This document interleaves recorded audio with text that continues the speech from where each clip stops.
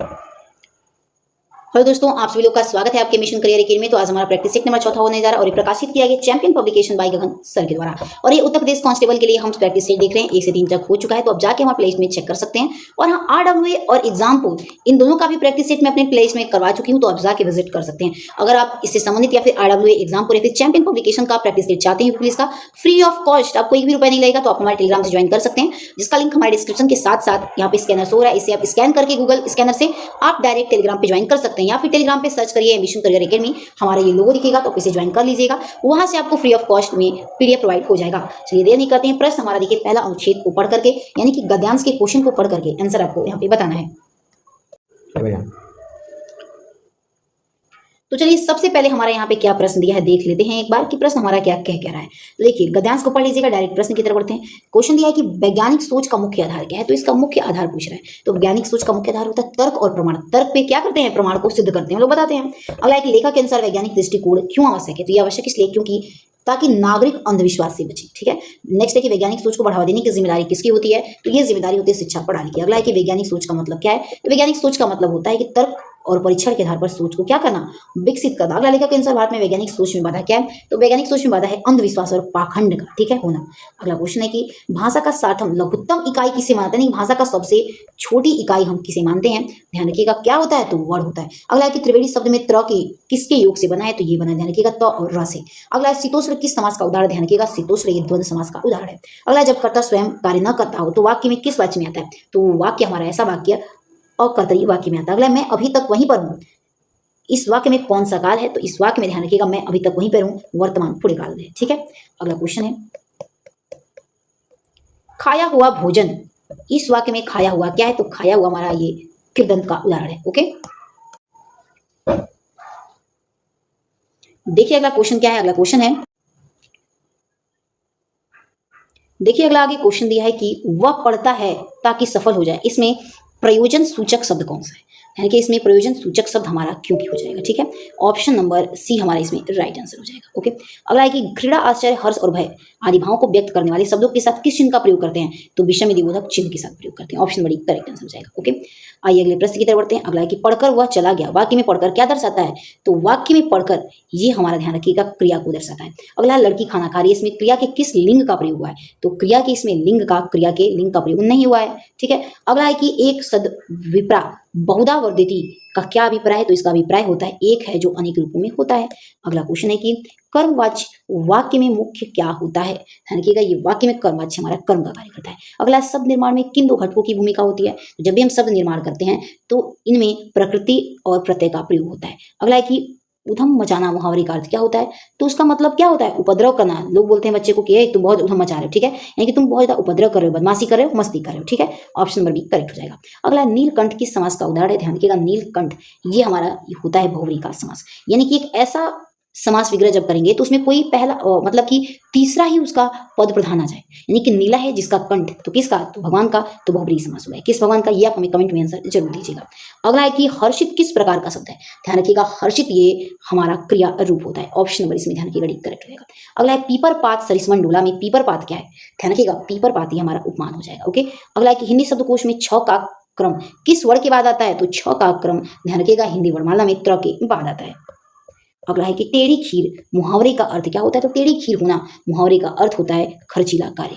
अगला है कि बालक किन श्रेणी का शब्द है, ध्यान रखिएगा बालक एक क्रिया श्रेणी का शब्द है। अगला है उद्दांत का विलोम शब्द क्या होगा, तो उद्दांत का विलोम शब्द दानशील हो जाएगा। अगला क्वेश्चन है कि भैंस के आगे बीन बजाना मुहावरे का अर्थ क्या होगा, तो इसका क्या अर्थ होता है, भैंस के आगे बीन बजाने का मतलब होता है जिद्दी से बहस करना। ठीक है, अगला है कि भाषा में शब्द अर्थ की दृष्टि से सौंदर्य उत्पन्न करते हैं, किसके दृष्टि से, तो ध्यान रखिएगा करेक्ट आंसर सी हो जाएगा, यानी कि गुण। अगला है शुद्ध शब्द किसे कहते हैं, ध्यान रखिएगा शुद्ध शब्द जो व्याकरण सम्मत हो, इसमें व्याकरण का प्रयोग किया होगा अच्छे तरीके से। अगला है कि धीरे शब्द क्या दर्शाता है, तो धीरे शब्द ध्यान रखिएगा क्रिया विशेषण को। अगला है कर शब्द का सही उदाहरण क्या है, तो कर शब्द का सही उदाहरण ध्यान रखिएगा अनेकार्थी शब्द हो जाएगा। अगला हवा से बात करना मुहावरे का अर्थ क्या होता है, लोग कहते हैं वो हवा से बात कर रहा था, यानी कि तेज चलना होता है। अगला है कि पंचतंत्र क्या है, ध्यान रखिएगा पंचतंत्र ये हमारा नीति कथा संग्रह है। अगला है खील शब्द का क्या प्रकार है, तो खील शब्द का ध्यान रखिएगा एक जगह अविकारी हो जाएगा। ओके, आइए अगले प्रश्न की तरफ बढ़ते हैं। देखिए अगला प्रश्न हमारा इसमें क्या दिया है, देखिए अगला प्रश्न है कि अव्यय शब्द का तात्पर्य क्या है, तो अव्यय शब्द का ध्यान रखिएगा तात्पर्य क्या हो जाएगा, तो जिसका रूप न बदले। अगला उन्मीलन शब्द का विलोम क्या होगा? तो उन्मीलन शब्द का विलोम होता है निमीलन। अगला है कि प्रफुल्लित शब्द की धातु पहचानिए, तो प्रफुल्लित में धातु हमारी खिल आ जाएगी। अगला है कि प्रमाणिक शब्द के मूल शब्द में प्रत्यय का सही अलगाव क्या है? तो राइट आंसर इसमें सी हो जाएगा, यानी कि प्रमाण प्लस इक हो जाएगा। आइए हम अगले प्रश्न की तरफ अब आगे बढ़ते हैं। और हाँ, आपको बताते चलिए कि मैथ और रीजनिंग के क्वेश्चन डाटा इतना स्टोरेज नहीं है कि मैं करा पाऊँ, तो आप पीडीएफ में देख लीजिएगा और टाइम मिले तो मैं करवा दूंगी, क्योंकि मैं चाहती हूँ एक और कोचिंग का प्रैक्टिस सीख लाऊं और आपको सॉल्व कर दूं, मतलब कि आपके सामने साझा कर दें। और थोड़ा समय कम है इसलिए मैथ और रीजनिंग के क्वेश्चन नहीं हो पाएंगे। अगर टाइम बचेगा तो जरूर हम लोग सॉल्व कराएंगे, ठीक है। अगला क्वेश्चन है कि संविधान, जब संविधान को पहली बार अपनाया गया तब इसमें कितने अनुच्छेद थे? ध्यान रखिएगा, सबसे पहले जब संविधान को अपनाया गया था, ठीक है, तो इसमें कितने पूछा जा रहा है कि टोटल कितने इसमें अनुच्छेद थे? तो देखिए राइट आंसर इसमें हमारा ऑप्शन नंबर कौन सा हो जाएगा? इसमें 4 ऑप्शन दिए हैं, तो राइट आंसर इसमें से पूछा जा रहा है कि कौन सा ऑप्शन हमारा करेक्ट हो जाएगा। तो देखिए इसमें ऑप्शन नंबर 1 करेक्ट हो जाएगा, तो इसमें 395 थे, ध्यान रखिएगा, ठीक है। और ध्यान रखिएगा जिसमें 395 तो अनुच्छेद था, इसके साथ साथ 8 अनुसूचियां थी, और अभी प्रेजेंट में अनुच्छेदों की संख्या वर्तमान में 395 है, लेकिन अनुसूचियां कितनी हो गई हैं बढ़कर? 12 टोटल हो गई हैं। अगला, भारत का मूल रूप संविधान किसके हाथों द्वारा यानी लिखा गया है? तो ध्यान रखिएगा ये लिखा गया है प्रेम बिहारी नारायण और राजराजा के द्वारा। अगला क्वेश्चन है कि मंत्री परिषद की शपथ का प्रावधान भारतीय संविधान के किस अनुच्छेद में निहित है? तो ये शेड्यूल 3 में, अनुसूची 10 तीसरे में। ऑप्शन नंबर इसमें सी करेक्ट हो जाएगा। अगला है कि मुख्य चुनाव आयोग उसके पद पर किसके द्वारा हटाया जा सकता है? ध्यान रखिएगा पार्लियामेंट यानी संसद के द्वारा उसे हटाया जा सकता है। अगला है कि नवनिर्वाचित लोकसभा सदस्यों को किसके द्वारा शपथ दिलाया जाता है? तो इन सदस्यों को शपथ दिलाया जाता है प्रोटेम अध्यक्ष के द्वारा। अगला है जौनपुर के शर्की शासक सुल्तान हुसैन शर्की एक महान संगीतकार थे और उन्हें के तर्ज पर बड़ा ख्याल विकसित किया था, किसके तर्ज पर? तो ध्यान रखिएगा एक करेक्ट हो जाएगा ठुमरी पर। आइए अगले प्रश्न की तरफ बढ़ते हैं। अगला है कि मुगल काल में भूमि की माप की प्रथा निम्नलिखित में से किस शासक ने शुरू की थी? तो ये शुरू किया गया था शेर शाह के द्वारा। अगला है कि प्रथम आंग्ल मराठा युद्ध कब हुआ था और जिसमें अंग्रेजों की हार हो गई? ध्यान रखिएगा एक करेक्ट हो जाएगा 1775 से लेकर के 1782 में हुआ था, ध्यान दीजिएगा, ओके। अगला है कि निम्नलिखित में से भारत के लिए यूनाइटेड किंगडम कैबिनेट मिशन 1946 के सदस्य कौन थे? तो उस समय सदस्य थे और स्टैफोर्ड क्रिप्स थे। अगला क्वेश्चन है कि वैदिक युग में किस नदी को परुश्री के नाम से जाना जाता है? तो परुश्री के नाम से हम किस नदी को जानते हैं? ध्यान रखिएगा रावी नदी को हम परुश्री के नाम से जानते हैं। और चलिए इसमें आपको इंपॉर्टेंट यहाँ पे मैं कुछ लिखवा देती हूँ। देखिए झेलम का वैदिक नाम क्या है? पुराना झेल, ध्यान रखिएगा झेलम है ना, झेलम लिख रहे हैं झेलम का, तो ध्यान रखिएगा झेलम का प्राचीन नाम पुराना वितस्ता हो जाएगा, वितस्ता हो जाएगा, वितस्ता, झेलम वितस्ता, ठीक है। रावी का भी मैंने बताया क्या है? परुश्री हो जाएगा, परुश्री, ठीक है, परुश्री सटकोर साहिब। नेक्स्ट सतलुज, सतलुज का क्या हो जाएगा? तो ध्यान रखिएगा शतुद्री हो जाएगा, शतुद्री, ठीक है। सिंधु का सिंधु ही हो जाएगा, ध्यान रखिएगा सिंधु का क्या हो जाएगा? सिंधु। सतलुज का सतुद्री, स से सतलुज, स से सतुद्री। रावी का परुश्री, र से रावी, र से रुश्री, तो परुश्री। झेलम का वितस्ता हो जाएगा। अगला क्वेश्चन है कि भारत का प्रथम जनरल गवर्नर कौन था जिसे चार्टर एक्ट 1883 के द्वारा बनाया गया? ध्यान रखिएगा ऑप्शन नंबर कौन सा हो जाएगा? तो लॉर्ड विलियम बेंटिंग था, ध्यान रखिएगा। आइए अगले प्रश्न की तरफ बढ़ते हैं। अगला क्वेश्चन है कि आल्पस पर्वत कहाँ से देखा जा सकता है? तो आल्पस पर्वत को हम देख सकते हैं स्विट्जरलैंड से। अगला है कि कर्क रेखा सामान्यतः भारत के चीन से होकर गुजरती है, या किस प्रायद्वीप से नहीं, या किस प्रदेश से नहीं गुजरती? नहीं पूछा है, तो ध्यान रखिएगा ये नहीं गुजरती है उत्तर प्रदेश से, बाकी गुजरात, मध्य प्रदेश, मिजोरम। कर्क रेखा का एक ट्रिक है मित्र पर गमछा झाड़, और ध्यान रखिएगा ये ट्रिक से आप सभी राज्यों के नाम याद कर सकते हैं, और इसका वीडियो मैं इसका ट्रिक मैं अपने चैनल पे ऑलरेडी वीडियो बना चुकी हूँ, ठीक है। मित्र पर गमछा झाड़ इसका ट्रिक है, और टोटल ये 8 राज्यों से होकर गुजरता है, ठीक है। कौन? तो कर्क रेखा, ठीक है। आप जाके वीडियो देख सकते हैं। अगला है कि हिमालय का तीसरा सबसे बड़ा शिखर कौन सा है? तो हिमालय का तीसरा सबसे बड़ा शिखर कंचनजंगा हो जाएगा। आइए अगले प्रश्न की तरफ बढ़ते हैं। अगला क्वेश्चन देखिए क्या दिया। अगला क्वेश्चन है कि शहरी आबादी के मामले में दुनिया के देशों में शीर्ष से भारत की श्रेणी क्या है? तो दुनिया के स्तर पे भारत हमारा ये 5वें, ध्यान रखिएगा ऑप्शन नंबर इसमें हमारा एक करेक्ट होगा, दूसरे नंबर पर आता है, ठीक है। ध्यान रखिए यहाँ पे ऑप्शन नंबर ये बी है, तो एक करेक्ट हो जाएगा दूसरे नंबर पर। अगला क्वेश्चन है कि 2011 जनगणना के अनुसार भारत में सबसे ज्यादा आबादी वाला राज्य कौन सा है? तो सबसे ज्यादा आबादी वाला राज्य हमारा कौन सा है? उत्तर प्रदेश। अगला है कि भौगोलिक इतिहास की दृष्टि से सबसे कम आयु का पर्वत श्रृंखला कौन सा है? तो कम आयु का ध्यान रखिएगा हिमालय है। ऑप्शन नंबर हमारा इसमें राइट आंसर हो जाएगा।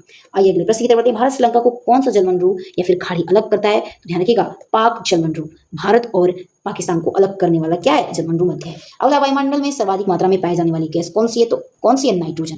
और कितने प्रतिशत? 78%। ऑक्सीजन की बात करें तो 21% हो जाएगा, ठीक है, इसका ध्यान रखिएगा, ओके। ऑर्गन की बात कर लेते हैं इसमें, तो 93% हो जाएगा, ठीक है। और कार्बन डाइऑक्साइड, तो ध्यान रखिएगा कार्बन डाइऑक्साइड 0.04% होती है। आइए अगले प्रश्न की तरफ बढ़ते हैं। अगला है कि CaSO4-2H2O का रासायनिक सूत्र क्या होता है? तो ध्यान रखिएगा ऑप्शन नंबर कौन सा करेक्ट हो जाएगा इसमें? देखिए ऑप्शन नंबर इसमें हमारा राइट आंसर कौन सा हो जाएगा? एक क्वेश्चन रुकी छूट गया है। ये क्वेश्चन है कि तारापुर परमाणु संयंत्र कहाँ स्थित है? तो मैंने बताया था परमाणु संयंत्र भारत का हमारा सबसे पहला संयंत्र तारापुर ही था। और ये कहाँ स्थित है, ध्यान रखिएगा, तारापुर परमाणु संयंत्र ये महाराष्ट्र में स्थित है। नरौरा कहाँ है, तो हमारे यूपी में, मैं बताई थी। और CH4.2H2 का रासायनिक सूत्र क्या होता है, तो इसका रासायनिक सूत्र पूछा है, ध्यान दीजिएगा दोस्तों, तो इसका रासायनिक सूत्र क्या होता है, बी करेक्ट हो जाएगा, ठीक है, जिप्सम का होता है। ओके, आइए अगले प्रश्न की तरफ बढ़ते हैं। अगला क्वेश्चन, निम्नलिखित में से कौन सा एक अनुवांशिकी विकार नहीं है, तो अनुवांशिकी का विकार इनमें से क्या नहीं है, तो बी करेक्ट हो जाएगा, वर्धनता, यानी कि कलर विजन वाला है, ठीक है, यानी कि ब्लू और ग्रीन में जिसको फर्क दिखता है, ठीक है। ध्यान दीजिएगा, वर्धनता हो जाएगा, ठीक है। अगला है कि पोमोलॉजी किससे संबंधित है, ध्यान रखिएगा, पोमोलॉजी ये फलों से संबंधित है। ऑप्शन नंबर इसमें ध्यान रखिएगा, ऑप्शन नंबर बी करेक्ट होगा। अगला क्वेश्चन है कि मौद्रिक नीति समिति जिसे 2016 में बनाई गई, इसमें कितने सदस्य होते हैं, ध्यान रखिएगा, इसमें टोटल सदस्य 6 होते हैं। अगला पहली बार 14 बैंकों का राष्ट्रीयकरण किस पंचवर्षीय योजना में किया गया, तो ध्यान रखिएगा, इसका करेक्ट आंसर भी हो जाएगा चौथे में। अगला जल के नीचे रहने वाले जीवों की रक्षा करने के उद्देश्य में के लिए सतत विकास लक्ष्य निहित है, ध्यान रखिएगा, बी करेक्ट हो जाएगा, यानी कि SDG 14 में, ठीक है। अगला निम्नलिखित में से गलत विकल्प का चयन कीजिए, तो गलत कौन सा हो जाएगा, बी करेक्ट हो जाएगा, यानी कि मोहिनीअट्टम कहाँ है, केरल का है। भरतनाट्यम तमिलनाडु का है, कथकली केरल का है, कथक उत्तर प्रदेश का, लेकिन मोहिनीअट्टम कहाँ का है, केरल का है, तो गलत पूछा है, तो ये हमारा गलत हो जाएगा। अगला है कि लावड़ी लोक नृत्य किस राज्य से, लावड़ी महाराष्ट्र का हो जाएगा। आइए अगले प्रश्न की तरफ बढ़ते हैं। अगला देखिए क्वेश्चन है कि उत्तर प्रदेश में सबसे बड़ी जनजाति थारू व निवास कहाँ करती है, तो थारू जनजाति जो तराई में, थारू जनजाति तराई में निवास करती है। अगला गोविंद पल्लभ बांध किस नदी पर स्थित है, तो गोविंद पल्लभ बांध ये रिहंद बांध पर स्थित है। अगला पृथ्वी दिवस कब मनाते हैं, तो 22 अप्रैल को मनाते हैं। अगला बेटी बचाओ बेटी पढ़ाओ अभियान कब शुरू किया गया, तो 2015 में। अगला पर्यावरण के सूचक के रूप में कौन कार्य करता है, तो लाइकेन, ऑप्शन नंबर 1 करेक्ट हो जाएगा। अगला एक पर्यावरण सुधार के लिए ब्राजील के रियो डी जेनेवा में जिसे पृथ्वी सम्मेलन के रूप में जाना जाता है, यह कब हुआ था, इसका शुरुआत 1922 में इसकी शुरुआत की गई थी। ओके, ऑप्शन नंबर 1 करेक्ट हो जाएगा। अगला है कि अभियान का आसियान का पूरा नाम पूछा, अभियान नहीं, आसियान का पूरा नाम क्या है, तो इसका पूरा नाम होता है association of south east association nation. अगला हाल ही में ट्विटर का नया नाम क्या है, तो एक्स रखा गया। अगला कंप्यूटर सभी डेटा को किस नंबर में प्रोसेस करता है, तो 0 और यानी कि बाइनरी कोड में प्रोसेस करता है। अगला एक गणतंत्र दिवस की झांकी के समारोह में कौन सा राज्य विजेता रहा है, ध्यान रखिएगा, इसमें कौन सा राज्य विजेता रहा है, तो डी करेक्ट हमारा यूपी रहा है। तो चलिए दोस्तों, मिलते हैं अपने अगले वीडियो के साथ। वीडियो पसंद आई से तो भर के लाइक शेयर कमेंट जरूर करिएगा, और आपको वीडियो कैसे लगी कमेंट में अपना फीडबैक जरूर दीजिएगा, ठीक है। और इस टाइम IPL चला है, तो आप किस टीम को सपोर्ट करते हैं ये भी आप हमें कमेंट में जरूर बताइएगा। तब तक के लिए आप ध्यान रखिएगा अपना। जय हिंद, जय भारत।